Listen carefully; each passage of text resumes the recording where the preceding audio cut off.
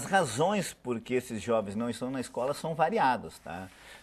A escola, ela obviamente, se ela se tornar mais atrativa, mais, enfim, receptiva, esses jovens viriam para a escola. Mas eles também não estão na escola só por causa da escola, estão fora da escola por outras razões. São razões sociais.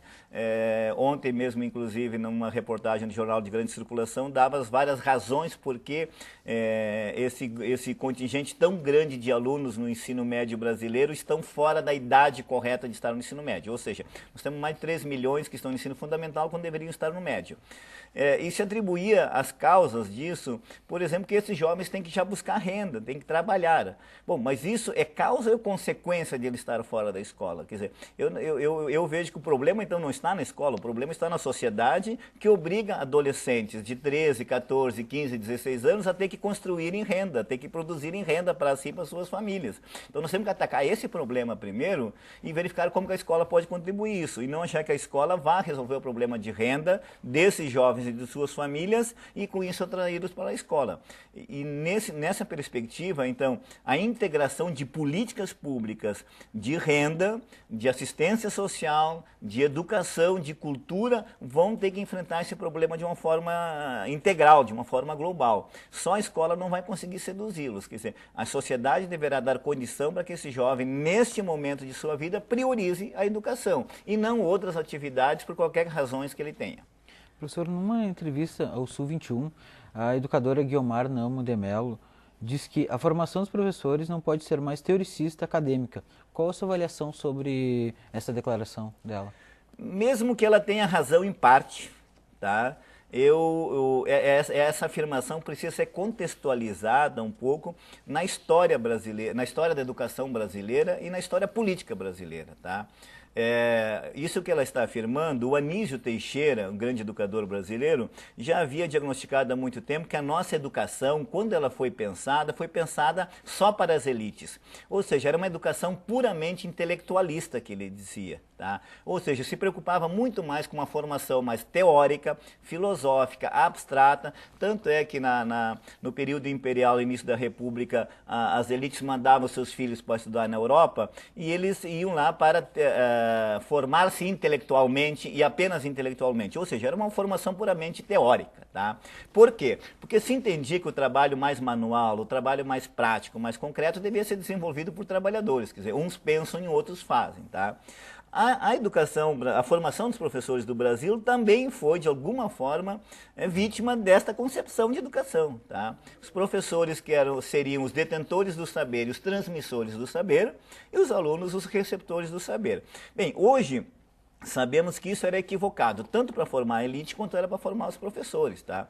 Então o problema não está no professor, o problema está na concepção de educação e de formação de formadores, vamos dizer assim, de opinião, que foi desenvolvida no país. E aí que nós temos que começar a intervir e mudar. Eu acredito que há muitas propostas educacionais em desenvolvimento no Brasil e fora que buscam compatibilizar mais essa formação chamada teórica e prática. Tá?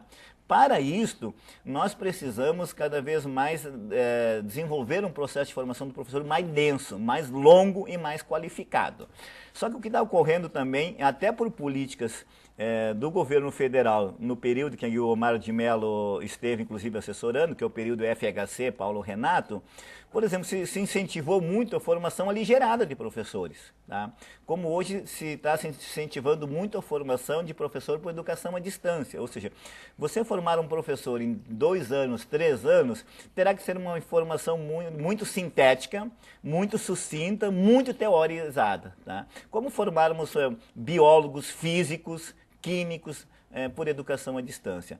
Isso é num país que ainda não tem essa tradição. Então, a tendência é nós até agravarmos essa situação por políticas públicas e não por culpa do professor, mas sim pelas necessidades de aceleração da formação dos professores que o país desenvolveu e que vem desenvolvendo recentemente através de políticas públicas. Nessa mesma entrevista da professora, da educadora Guiomar, ela defende a competitividade no ensino público. Com base em méritos e critérios. Isso resolveria ou não, professor? Não. Recentemente foi publicado a experiência americana que desenvolveu esse projeto nos anos 80, tá? Desde o governo Bush, e os próprios coordenadores desse programa de meritocracia e de competitividade nas escolas americanas hoje já reconhecem de que isso não causou melhores resultados, pelo contrário, piorou a educação americana. Então há muitos estudos hoje nacionais e internacionais de que isso não é a solução, tá? Vide o caso de São Paulo, que adotou um pouco essa estratégia. 3 estados trabalharam algumas iniciativas nessa perspectiva que a Guiomar de Mello fala, até porque ela inclusive foi assessora desses 3 estados. Tá? Minas Gerais, São Paulo e Rio Grande do Sul, na gestão anterior, tentaram adotar algumas das estratégias. Não chegaram a adotar uma política complexa de competitividade e meritocracia, mas induziram a educação para esse rumo. E a qualidade e a avaliação desses 3 estados cai hoje a nível nacional. Tá? Então, Santa Catarina, o próprio Distrito Federal, que nunca adotaram isso, estão melhor do que esses estados adotaram. Então, pequenas experiências do Brasil, mas experiências mais sólidas a nível internacional demonstram de que isso é um equívoco. Eu, particularmente, não acredito que a solução da educação passe pela competitividade. Competitividade é algo do mundo dos negócios, do mundo empresarial, do mundo da produção. Nós, na educação, não devemos fomentar entre os estudantes, como bem entre os professores, um espírito de competitividade, porque eu acho que isso vai agravar ainda mais, arruinar ainda mais a nossa educação, que deve zelar e formar muito mais laços de cooperação, laços de solidariedade na produção científica. Quero lembrar de que a produção da ciência ela ocorre em grupos, ela é uma produção coletiva, tá? E não uma produção individualista e competitiva. Então, aqui está, na verdade, em disputa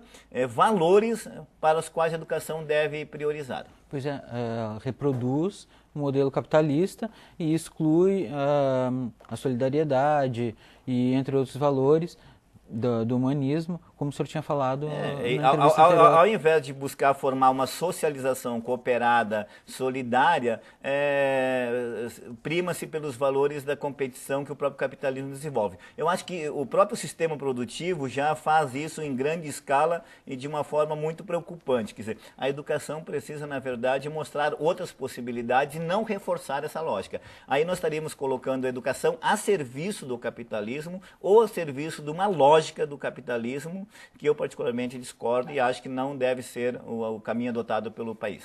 Professor, segundo uma avaliação do Programa Internacional de Avaliação de Estudantes, os alunos brasileiros são os mais indisciplinados que a média mundial, né? E confiam menos em seus professores do que há 10 anos atrás. Eu lhe pergunto, como restabelecer a cumplicidade e a harmonia entre o educador e o estudante? Esse é outro desafio interessante, tá? Primeiro temos que ver o que é considerado como falta de disciplina, tá? Sem dúvida, a criança, o adolescente, o jovem brasileiro são jovens bastante dinâmicos, bastante interativos, tá? Isso é demonstrado nas suas convivências diárias, tá? Os pátios das escolas, as canchas de futebol, lá muita correria, muito grito, há muita participação. Quer dizer, ver isso como indisciplina, eu particularmente discordo, tá? O que eu acho que vem da própria sociedade, das próprias famílias, uma carência de formação de valores humanos que acabam repercutindo dentro da escola também. Mas eu não acho que a indisciplina ou a disciplina seja o nosso principal problema. Os professores devem estar preparados para ganhar a atenção dessas crianças, organizar o ambiente de estudo, tá? Combinar, e eles respondem com certeza de forma muito positiva quando nós conseguimos que a nossa proposta de trabalho com eles seja significativa para eles, seja atraente para eles e que eles se sintam protagonistas. Tá? Toda vez que você conseguir que os alunos participem da sua aula, que eles efetivamente discutam o que eles gostariam e nós com isso, a partir disso, irmos com eles construindo os conhecimentos necessários e significativos para eles, essa questão da disciplina ou da falta de disciplina some. Tá? Seria uma relação de troca. Com certeza, de troca, de empatia. Então, agora, algumas posturas nós, professores, precisamos mudar, tá? Desde a recepção dos nossos alunos, a interação com os alunos, ganhar a confiança dos alunos, conviver com esses alunos mais, tá? E eu a gente percebe que muitos dos educadores fazem questão de um distanciamento dos alunos. Quanto mais se distanciarem dos alunos, maior dificuldade eles terão na interação e até no respeito que eles possam conquistar dos alunos. Tá? Então, você está que o professor só entra e já começa o conteúdo, no intervalo não interage, não preocupa-se em saber como é que eles estão, se estão bem, não manifesta nenhum tipo de sensibilidade quanto a eles enquanto pessoas, enquanto indivíduos, isso manterá uma equidistância entre eles que não contribuirá no processo educacional.